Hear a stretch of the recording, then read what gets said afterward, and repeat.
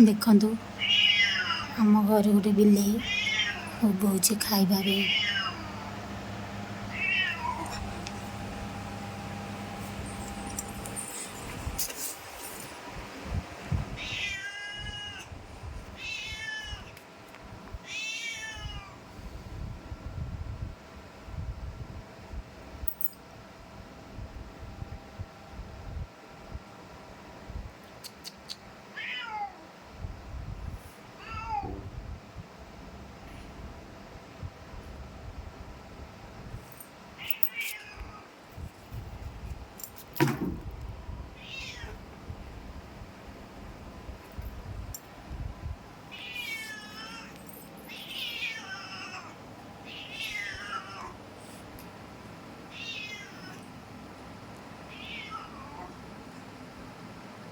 କିଛି ଖାଦ୍ୟ ଖାଇବାରୁ ନ ପାଇବାରୁ ସେ ପଳେଇଗଲା।